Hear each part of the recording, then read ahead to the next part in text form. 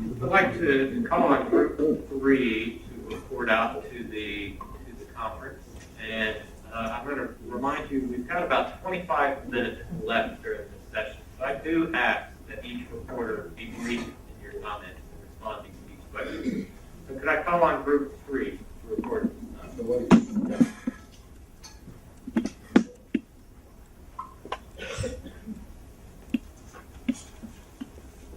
Good morning, ladies and gentlemen. I am Ashok Dhawan from Vasantrao Naik Marathwada Krishi Vidyapith, Parbhani, Maharashtra State. And I was fortunate to have a diverse members having different backgrounds, but from universities in India and abroad, and NGO as well.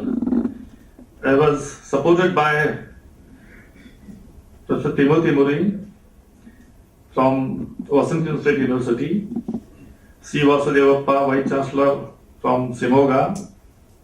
Of course, Thomas Smith could not join, Sandhya Kode could not join for some other reason, but we were fortunate to have Paul Peterson, who is also chairing this session. Then the Nancy from MS Swaminathan Foundation, NGO, well-known NGO in India. Archana from Telangana State. Of course, we were very happy to have Dr. Shanti from TNA, whose contributions are really noteworthy. Then we also joined, this Dr. Prajapati and Dr. Acharya, although initially they were not listed in the group. As I said, ours was a very diverse group representing different backgrounds.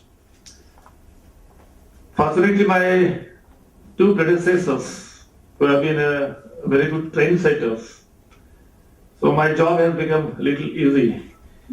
Particularly, I appreciate the point of view presented by my friend, Dr. Surya Gunjal, whose group and our group share many common views on most of the questions. So, of course, I will not venture into answering question by question, but I will try to put forward a general consensus which is emerged out of our discussion from our group.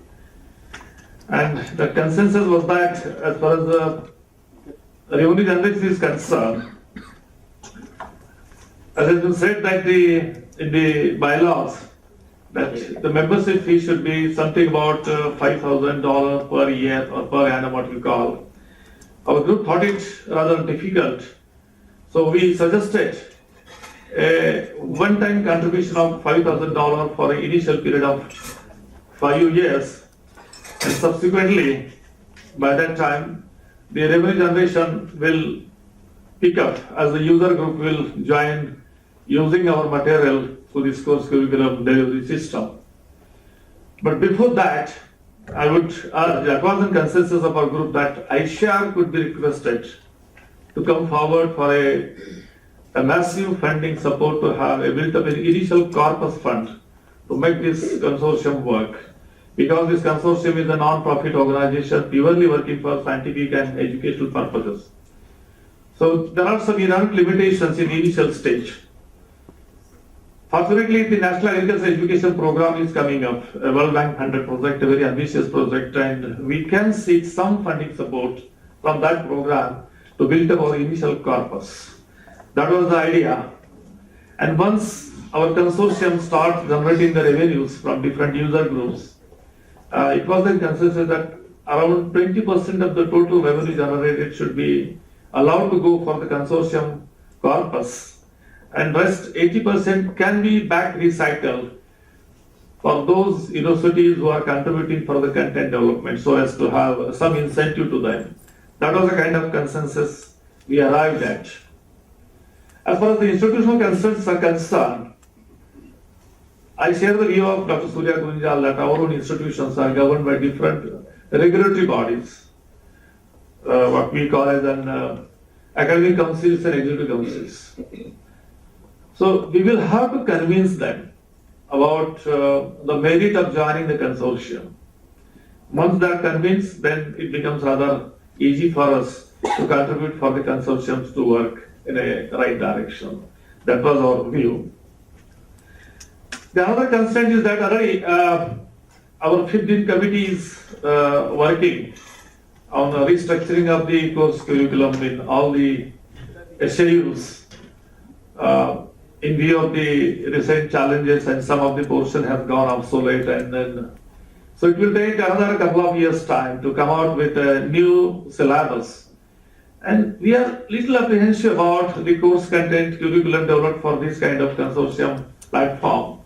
How best we can supplement this course content. So we will have to be little at a slower pace in the beginning, so that by that time the 15 committee report will come into existence, start operating, and then we'll see how best we can integrate this course content and course delivery system and our regular course curriculum being imparted through SAUs. That's another constraint which, of course, the manpower is the biggest constraint in most of the universities. As far as my own university is concerned, we are running our university with the 50% of the faculty members, technically trained staff, what we call.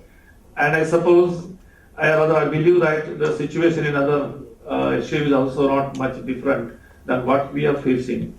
So in the initial phase, of course, there are every efforts to enhance the process of recruitment, but rate of retirement and rate of recruitment doesn't keep pace with each other.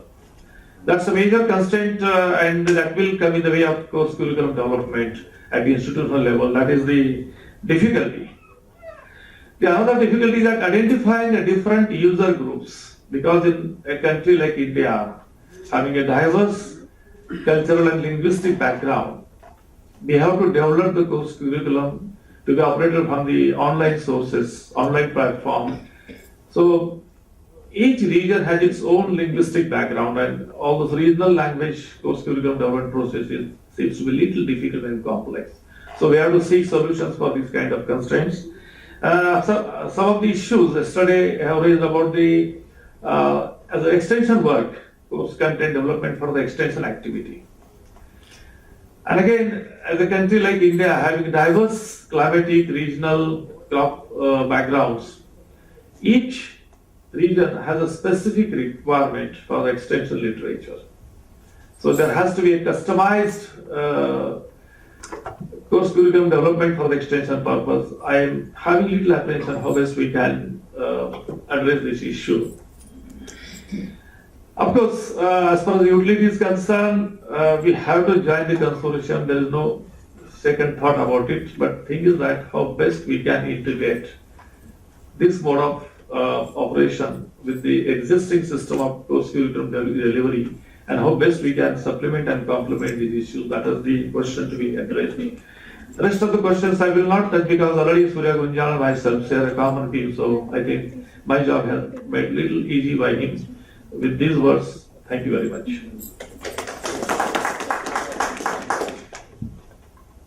Thank you very much.